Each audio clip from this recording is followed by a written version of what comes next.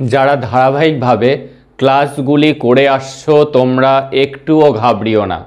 তোমরা যে প্রিপারেশান নিয়েছো তাতে কিন্তু তোমরা ভালোভাবে এক্সাম দিতে পারবে এবং একটি ভালো স্কোর করতে পারবে।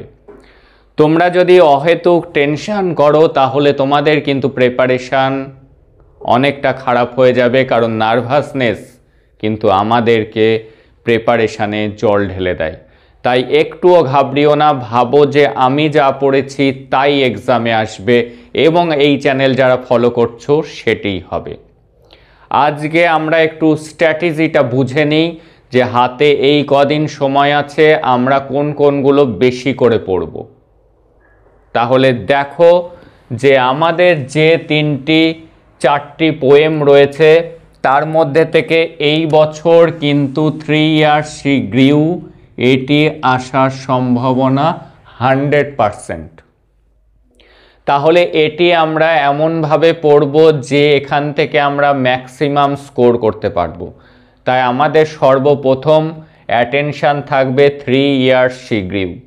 তার জন্য তোমাদের এক গাদা কোশ্চেন আনসার পড়ার কোনো দরকার নেই। আমি যে আনসারটি তোমাদেরকে আপলোড করে দিয়েছি, যত রকমভাবে ঘুরিয়ে আসুক তোমরা কিন্তু সেই আনসারটি লিখে আসতে পারবে এবং ভালো মার্কস তুলতে পারবে।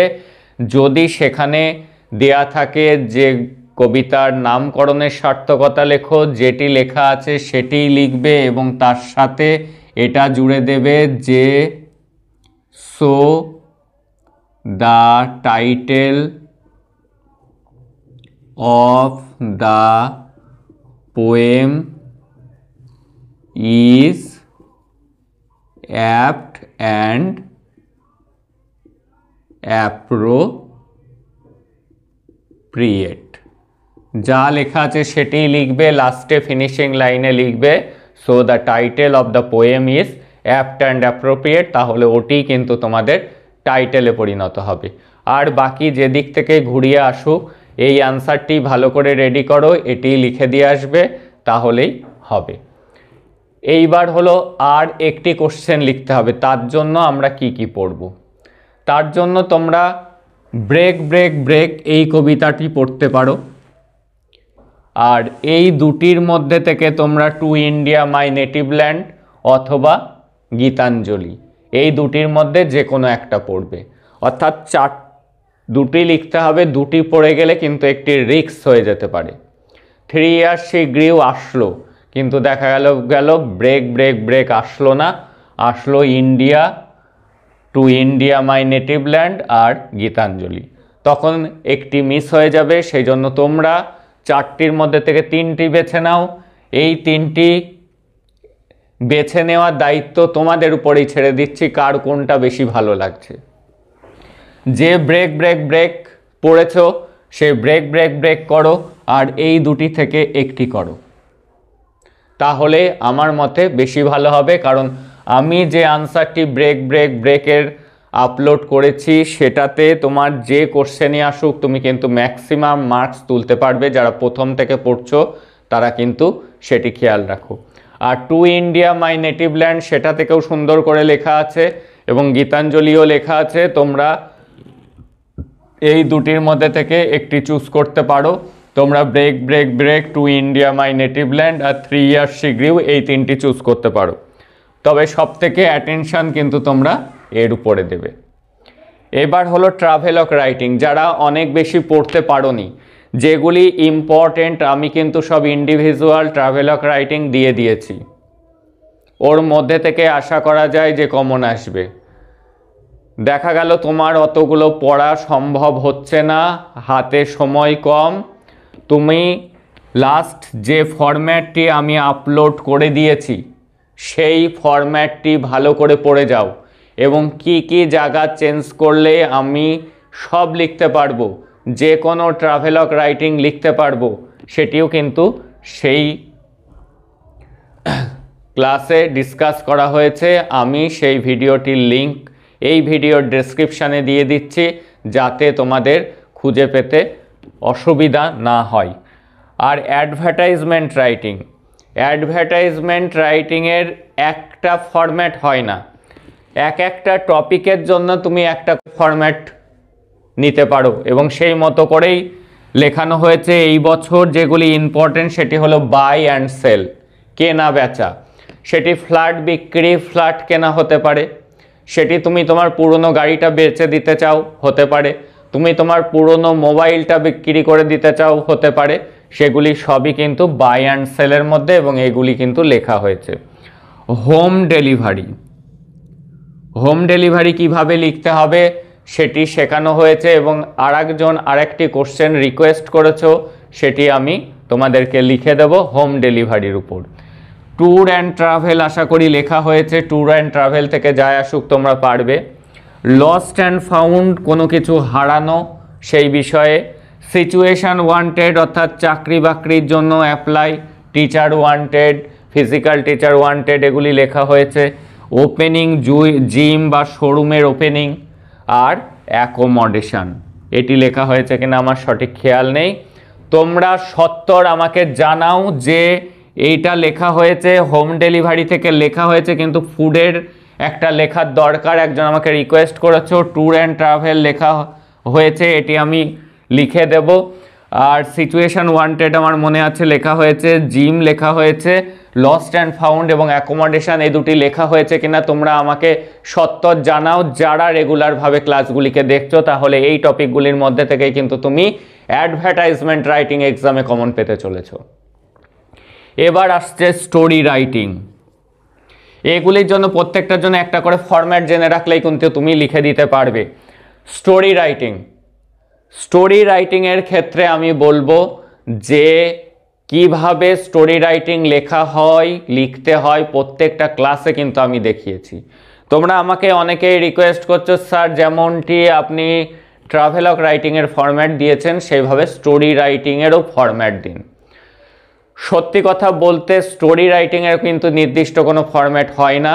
অনেক চ্যানেলেই কিন্তু তোমাদেরকে বোকা বানাচ্ছে যে একটি মাত্র ফরম্যাট পড়ে স্টোরি রাইটিং লেখা যায় আমাদের পেড কোর্সে জয়েন হতে, কিন্তু আসলেও কিন্তু স্টোরি রাইটিংয়ের কোনো নির্দিষ্ট ফরম্যাট হয় না, কারণ এক একটা স্টোরি রাইটিং এক এক রকম হয়। তবে স্টোরি রাইটিং লেখার একটা টেকনিক আছে, যে টেকনিকটি ফলো করলে তুমি যে কোনো স্টোরি রাইটিং লিখে আসতে পারবে।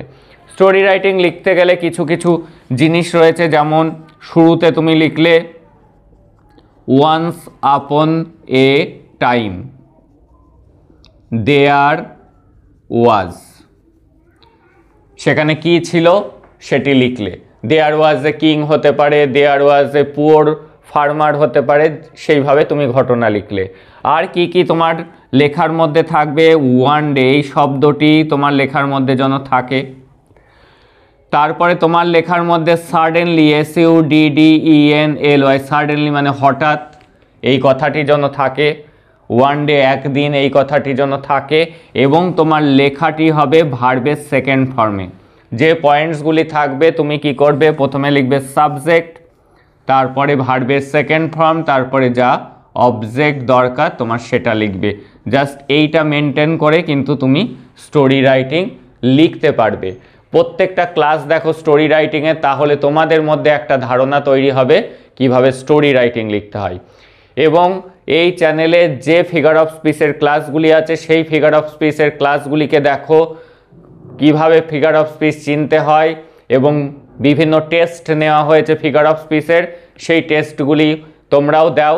দেখো চ্যানেলেই সব ক্লাস দেওয়া আছে, তাহলে কিন্তু তোমরা ফিগার অফ স্পিচে চাবুক হয়ে উঠবে।